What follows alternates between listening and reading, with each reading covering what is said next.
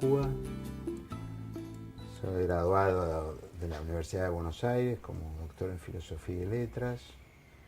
Y mi campo de trabajo y de investigación es la historia cultural, particularmente la historia cultural europea de los siglos XVI al XVIII, aunque no desdeñe muchas veces ocuparme de problemas argentinos o latinoamericanos contemporáneos.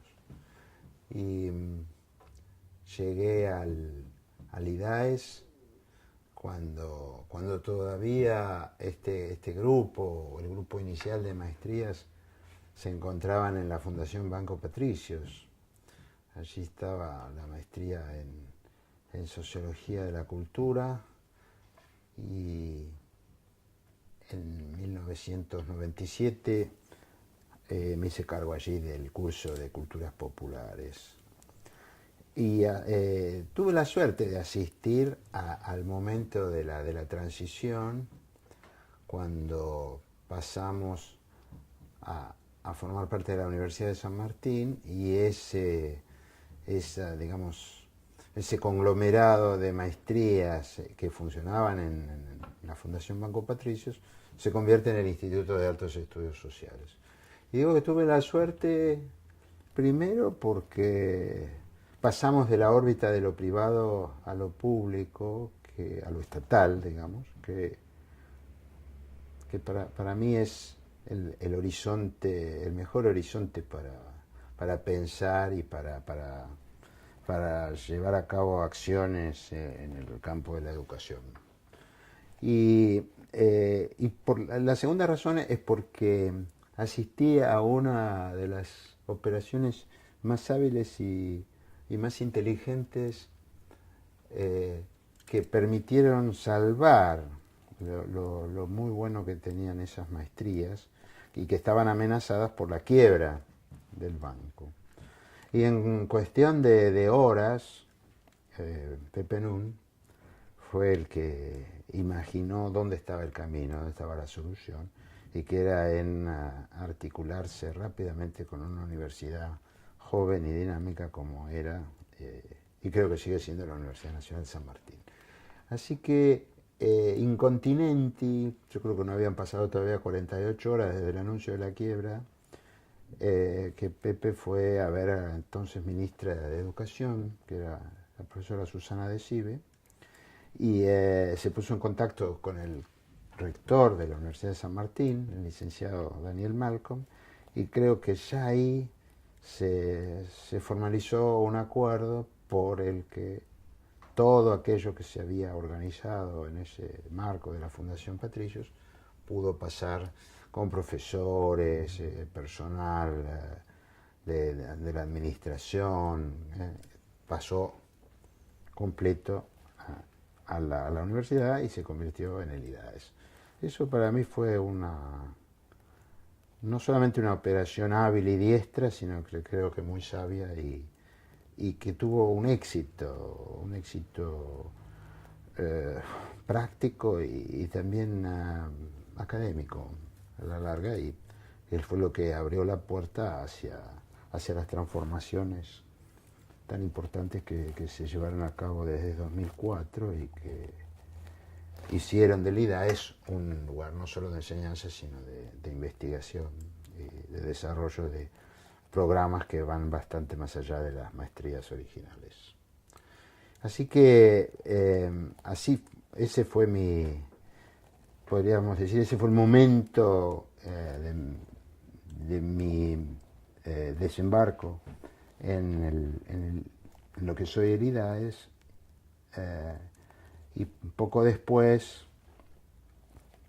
frente a la, digamos, a la vacancia de la dirección de la maestría en Sociología de la Cultura, Pepe me ofreció hacerme cargo y yo acepté primero porque eso estaba muy bien pensado, muy bien organizado en ese momento. La idea fundamental había sido de Beatriz Arlo, y yo creo que la cantidad de materias que se daban, cómo se daban los contenidos,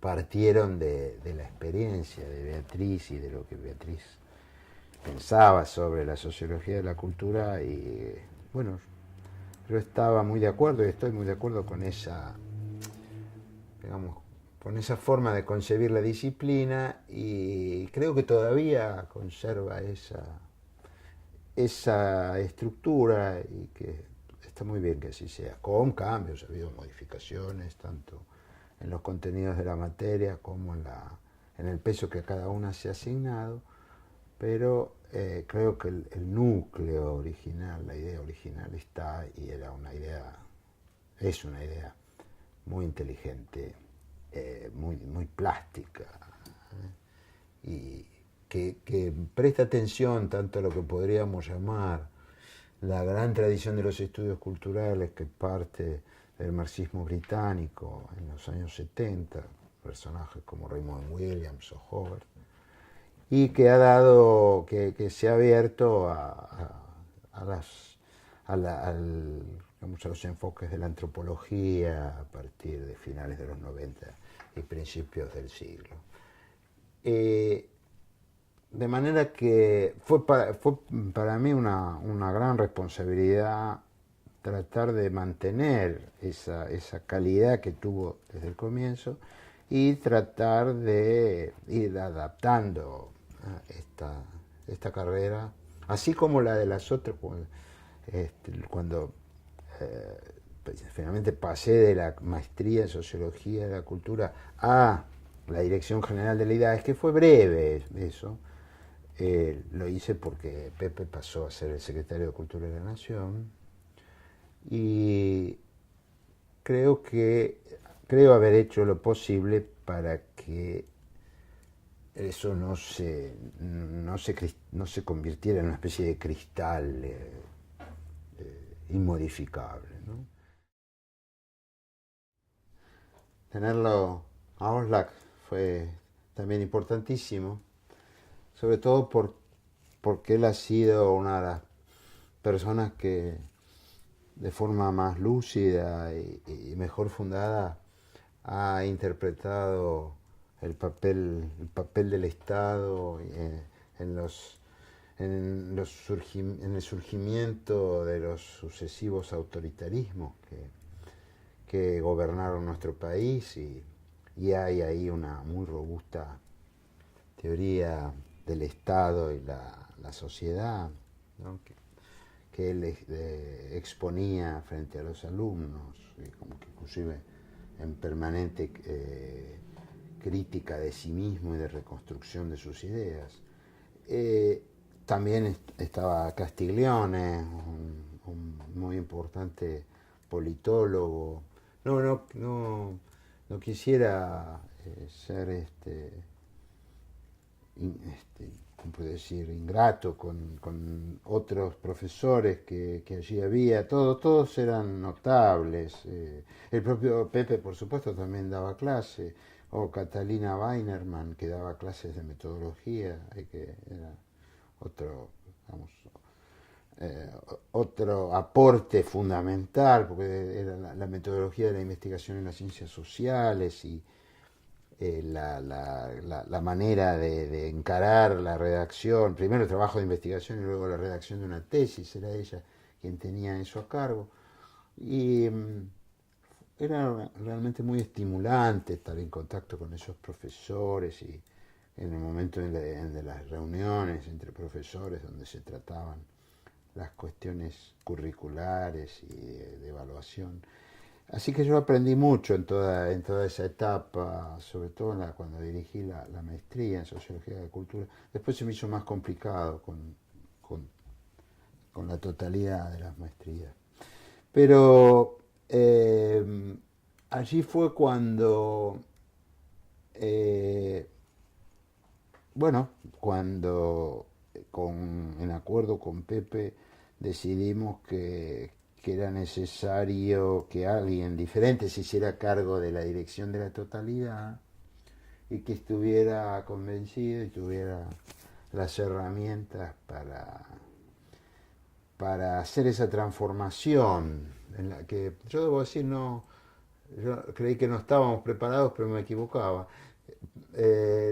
Porque como ustedes, como se ve, la masa crítica de profesores era muy importante. Ahora, ninguno de esos profesores podía ir más allá de dar su clase y asistir a las reuniones, ah, pero no, ninguno de ellos estaba dispuesto a instalar sus proyectos de investigación en el IAES.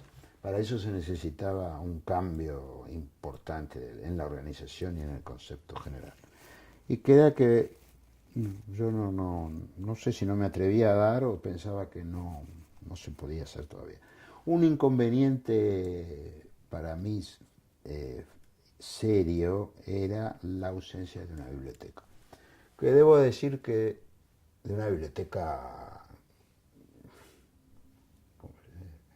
importante, que estuviera abierta y disponible en un largo horario para los alumnos, que los alumnos pudieran estar en el espacio de la biblioteca. Eso todavía no existe, porque si bien la biblioteca central es un lugar, la que funciona en el campus, es un lugar realmente extraordinario y tiene colecciones únicas, como es la colección de Enrique Tandeter o la colección de José Babini o la de Héctor Chocchini, que fueron compras que hizo la universidad. No hay un usufructo de esa biblioteca por parte de los alumnos de las maestrías y del doctorado como debiera haber. Es probablemente porque esa biblioteca se encuentra en San Martín, porque es muy difícil reconstruir ese hábito de estar en la biblioteca. Pero bueno, esa para mí era una condición sine qua non y bueno, por lo visto no era así, aunque sigo creyendo que el generar un, un lugar de trabajo como es una biblioteca, donde que es como el paso de la clase de las maestrías a la discusión de proyectos de investigación, a estar verdaderamente en la biblioteca, eso es algo que haría engrandecer, ¿no? Todo nuestro programa. Pero pero bueno, creo que yo me equivocaba en el sentido de que no era posible sin ese elemento hacer algo de calidad y prometedor. Bueno, eh, quizás soy en ese sentido un poco arcaico, pero amo esa costumbre de ir a buscar los libros y de estar en la biblioteca. Y yo creo en la buena vecindad de los libros. Eso es algo, si ustedes quieren, un poco, no diría que irracional, pero sí aleatorio, ¿no? ¿Qué quiero decir con la buena vecindad? Y yo creo que cuando uno busca los libros en el anaquel, de pronto aparece cerca o descubre en el mismo anaquel o en uno vecino un libro insospechado y lo abre, lo mira y eso muchas veces cambia todo. Pero es un poco arbitrario, como ves, aleatorio. No es racional, pero sí aleatorio. Y eso creo que es un momento de descubrimiento y de apertura de un horizonte que si la gente no va a la biblioteca y no está, se lo pierde. Y en mi vida personal como investigador, eso ha sido fundamental. Esa buena vecindad de los libros ha sido fundamental. Entonces, volviendo al IDAES, a partir de 2004, cuando Alejandro Grimson se hace cargo de la dirección, ahí hay realmente un punto de inflexión muy importante que implica la posibilidad de incorporar jóvenes investigadores que volvían de hacer sus doctorados en el extranjero, muchos de ellos, y instalar sus proyectos de investigación y su actividad de investigación como lugar de trabajo, incluso aceptado por el Consejo Nacional de Investigaciones Científicas y Técnicas, Y ahí empieza una época nueva de muy buena articulación entre la enseñanza y la investigación, ¿no? Y bueno, lo seguí dando clase en algunas materias, sobre todo de la maestría en historia y de la maestría en historia del arte. Y bueno, he seguido muy involucrado, sobre todo con la maestría en historia del arte. Y bueno, creo que para esa nueva etapa hay otros testimonios más interesantes que el mío. Yo ahí me limité a ser profesor, ¿eh? Y en muchos casos a estimular que jóvenes investigadores que empezaban sus carreras en el CONICET instalaran sus proyectos de investigación en el IDAES, cosa que en este momento está ocurriendo. Y algunos de ellos, como en el caso de Nicolás Kwiatkowski, que se convierten también en profesores en, en las maestrías. El IDAES en la actualidad creo que eh, ha podido consolidarse porque afirmó algunas líneas de investigación y algunos grandes centros de interés, ¿no?, de las ciencias sociales. Pero, bueno, creo que para todo lo que es la cuestión de la desigualdad y la pobreza son muy importantes los proyectos de investigación que hay ahí y la praxis que va asociada a ellos por medio de lo que podríamos llamar la extensión universitaria y la actividad académica de la universidad. No solamente del IDAES, sino lo que va por fuera del IDAES y que está dentro del marco general de la universidad. Eso por un lado. En lo que conozco más, que es los proyectos vinculados con la historia del arte, me parece que hay un grupo de jóvenes investigadores, jóvenes investigadoras que es fundamental para la disciplina, la historiografía del arte en Argentina. Es fundamental. Creo que muy buenos cerebros de ese campo de estudio están en el IDAES. En otros lugares también están ahí, en la Universidad de 3 de Febrero, en la Universidad de Buenos Aires, por supuesto. Pero ahí se ha formado un núcleo de historiadoras del arte. Digo historiadoras por la mayoría, ¿no?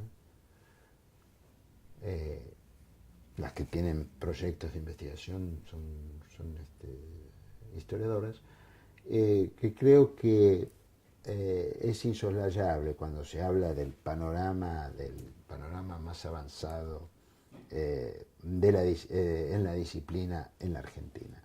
Así que eso es, tiene que ver con, sobre todo, lo que podríamos llamar el sesgo de una sociología histórica de las artes en la Argentina, que se centra más que nada en el siglo XIX y la primera mitad del XX, y, las cosas que se han descubierto en ese horizonte son, son extraordinarias. Solo que se han vuelto a la palestra artistas y movimientos que habían sido dejados de lado o que estaban bastante olvidados, sino el enfoque, el planteo que tiene que ver con la teoría de la recepción, del acogimiento, de la reapropiación, ¿eh?, que hacen los públicos sucesivos de las obras del arte.